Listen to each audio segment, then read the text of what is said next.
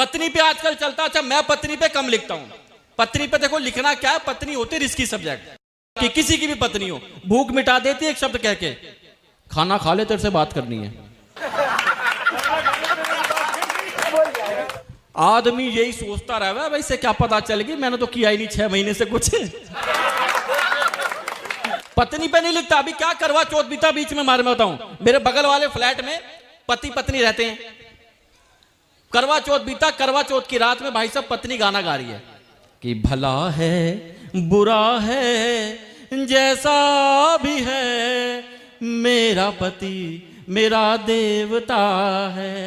कितना बढ़िया गाना। करवा चौथ वाले दिन, करवा चौथ की रात गुजरी, पत्नी वही, पति भी वही, आवाज बदल गई। अब पत्नी क्या कह रही है, कुत्ता है तू, कुत्ते का पिल्ला है तू, कर ले प्यार। हमारे देश में अरबी खाई जाती है, हाँ बोली नहीं जाती। हमारे देश में चीनी खाई जाती है, बोली नहीं जाती। हमारे देश में अंग्रेजी पी जाती है। बहुत बढ़िया भाई, बहुत बढ़िया। नहीं, उसके बाद तो फिर वही निकलती है। लेकिन अगर किसी को किसी की कोई बात किसी भी भाषा में समझ में ना आए, हाँ। तो एक बार पूछ के देख लो, हिंदी में समझाऊं क्या? कह रहा नहीं भाई साहब समझ गया। तो राहुल गांधी जी पहले निकल के आए ग्रुप में से। राहुल गांधी जी ने गाया, गिला तुम से नहीं कोई मगर अफसोस थोड़ा है कि जिस मोदी ने मेरा मुंह काला करके छोड़ा, उसी मोदी से फिर रिश्ता क्यों अपना जोड़े जाते हो। बाकी सारे मेंबर ये जो मेरे दिमाग में 20-25 करोड़ रुपए है ना, उसको बैंक में ट्रांसफर कैसे करूं? मैंने तो पिछले दिनों एक डीपीएस के बच्चे से पूछ लिया, which are your favourite books? बोला my father's chequebook and passbook. Very good. एक बच्चे से और पूछ लिया, बोले बेटा भारत में सबसे ज्यादा बर्फ कहां गिरती है? बोला सर विस्की के गिलास में।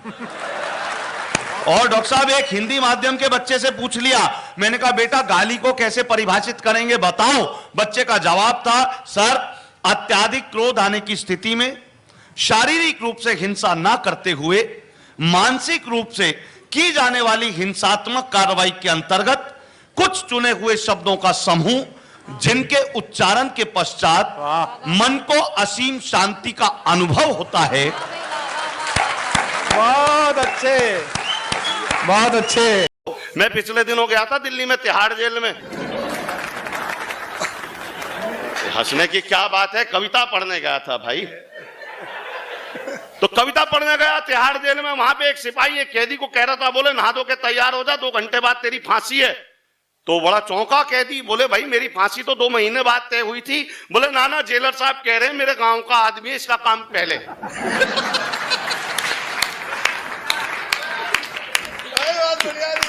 बताओ बेटा देवांश, रावण को किसने मारा? माँ कसम सर जी, हम पानी पीने गए थे। सर जी हम नहीं मारे, ये मारा हो। लड़की का बाप लड़की के लिए लड़का देखने निकलता है। बात बारी के जरा आनंद लेके सुनना और बारीकी भी। वो लड़की का बाप लड़का देखने निकलता है लड़की के लिए, और दिमाग में ये धारणा बना के निकलता है कि लड़का खाते पीते घर का हो, यानी कि संभ्रांत परिवार का हो, बड़ा थोड़ा बहुत वैसे वैसे वाला हो। वो लड़की का बाप लड़का देखने निकलता है ये सोच के कि लड़का जो है वो खाते पीते घर का हो। और जब वो लड़का मिल जाता है तो उसे साइड में बुला के पूछता, तू पीता खाता तो नहीं? तो अपन तो अपने विचारों पे ही अडिग नहीं है। राधे राधे गुरुदेव। आराम से, माइक ना फाड़ दो। आपके चरणों में मेरा सहस्त्र प्रणाम जी। मैं दिख रहा हूँ आपको? गुरुदेव मेरी बहन है, ये भी पूछना चाहती है। राधे आपके चरणों में कोटि कोटि प्रणाम गुरुजी। मैं आपके हाथों से एक भगवत गीता चाहती हूँ। अच्छा देना है कि नहीं? ए मैया धमकी दे रही हो। अभी मेरी पत्नी का फोन आया, पीछे मैं बैठा था, मेरी पत्नी का फोन आया, कह रही वो कुछ कागज आए हैं सरकारी, लेकिन मुझे सरकारी नहीं लग रहे, नकली लग रहे हैं। मैंने कहा क्यों, तुझे सरकारी कागज नकली क्यों लग रहे हैं? बोली इसमें प्रधान सेवक की फोटो नहीं है।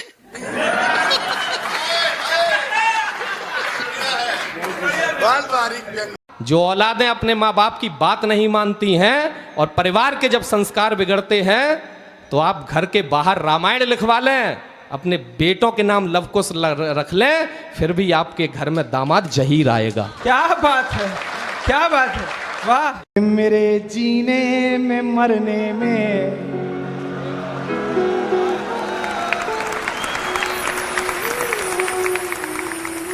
तुम्हारा नाम आएगा, मैं सांसें रोक लूं फिर भी यही इल्जाम आएगा।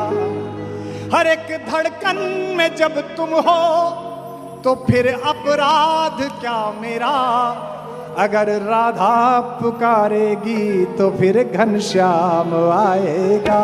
अगर राधा पुकारेगी तो फिर घनश्याम आएगा।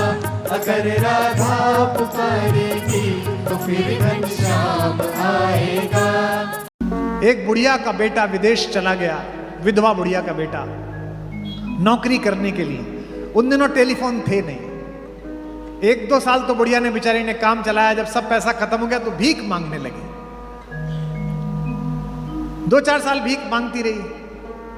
किसी ने कहा बुढ़िया से, अम्मा तेरा लड़का इतना नालायक निकला, गया नौकरी करने के लिए तो तेरी तरफ देखा भी नहीं। नहीं भैया ऐसा नहीं है, चिट्ठी भेज देता है। बोले पैसे नहीं भेजता है? बोले ना चिट्ठी भेजा, कुछ रंगीन से कागज भेज दे, मैं तो उन्हें सजा के रख लूं कि बच्चे ने रखी है। बोले क्या कागज है? अंदर गए, जाके देखा तो ड्राफ्ट लटके हुए थे 10-10 हजार रुपए के। भीख मांग रही थी, लेकिन ड्राफ्ट होता है ये पता ही नहीं था कि इसी से धन निकलता है। इस देश के सनातनियों, तुम्हारे घर में करोड़ों के ड्राफ्ट रखे हुए हैं धर्म ग्रंथों के रूप में, और तुम भीख मांग रहे हो। अभी हम लोग एक कवि सम्मेलन से लौट रहे थे, ट्रेन में बैठे थे, हम लोग सोने की तैयारी में थे, तो देखा हमारे सामने की बर्थ पे 4 लड़कियां आराम कर रही हैं, बातें कर रही हैं आपस में। एक ने कहा तुझे कैसा पति चाहिए, तो पहली वाली ने जवाब दिया अपने को तो करोड़पति चाहिए। दूसरी वाली से पूछा तुझे कैसा पति चाहिए, बोली अपने को तो 50-50 लाख के 2 चल जाएंगे। तीसरी वाली से पूछा तुझे कैसा चाहिए, बोले अपने को तो 25-25 लाख के 4 चल जाएंगे। भगवान कसम इससे पहले चौथी कुछ बोलती, आशीष सोनी उठे, उन चारों को अपने विजिटिंग कार्ड दिए, बोले देखो ऐसा है अभी तो मैं सो रहा हूं, जब 1000 पे आ जाओ तो मुझे जगह देना। वो एक शराबी बैठा रो रहा था।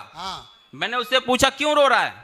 बोला पैकेट पे लिखा होता है सिगरेट पीना हानिकारक है, बोतल पे भी लिखा होता है शराब पीना हानिकारक है, बस इसी बात की इस दुनिया से शिकायत है, ये कार्ड पे क्यों नहीं लिखते शादी करना हानिकारक है।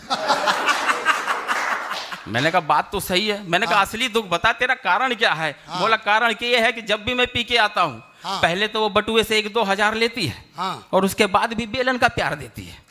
कि पहले तो वो बटुए से 1-2 हजार लेती है, और उसके बाद भी बेलन का प्यार देती है। दर्द पिटने का और पैसों का नहीं है प्यारे, दर्द तो ये है कि बोतल उतार देती है।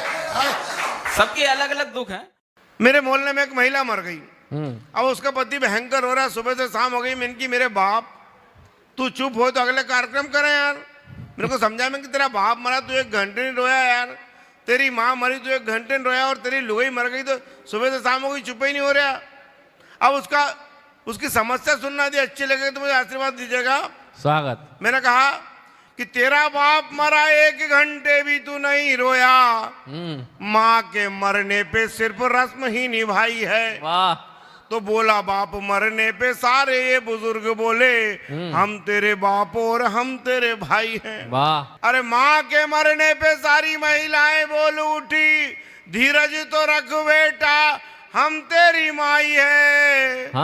पर 8 घंटे हो गए हैं यार यहाँ रोते रोते, कोई महिला ना बोली वो मेरी लुगाई है। कल मैंने अपनी श्रीमती जी से पूछा, मैंने कहा मैडम आपके माथे पे ये आप बिंदी क्यों लगाती हो? बोले अरे नहीं, ये बिंदी थोड़ी है, ये तो साक्षात आप हो। मैंने कहा ऐसा, ये मैं हूं? बोले हाँ ये आप हो। मैंने कहा मतलब ये आशीष सोनी है? बोले हाँ ये बिंदी नहीं है, ये आशीष सोनी है। मैंने कहा और भाभी जो अपने माथे पे लगाती हैं? बोले वो भाई साहब हैं। और मैंने कहा माता जी जो अपने माथे पे लगाती हैं? बोली वो बाबूजी हैं। मैं साहब गर्व से बहुत भर गया। मैंने कहा बताओ, अपन को माथे पे लगा के अपनी श्रीमती जी चल रही हैं। लेकिन वो गर्व का विषय ज्यादा देर नहीं चला साहब। जब मैं सुबह बाथरूम में गया तो मैंने देखा कि 3-4 आशीष सोनी नल में चिपके, 4-5 भाई साहब दरवाजे के पीछे चिपके, और आपकी तालियां तो अब आएंगी जब मैंने देखा कि 7-8 बाबूजी कमोड के नीचे लगे हैं। मैंने एक स्कूल के छात्र से पूछा, बेटा बता गंगा कहां से निकलती है, किससे मिलती है? वो बोला सर मेरा मुंह मत खुलवाओ।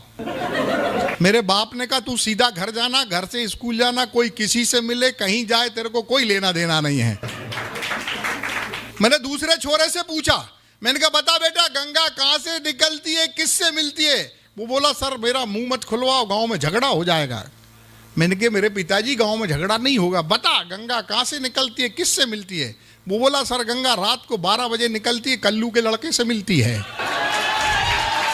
तालियां जोरदार बजना चाहिए।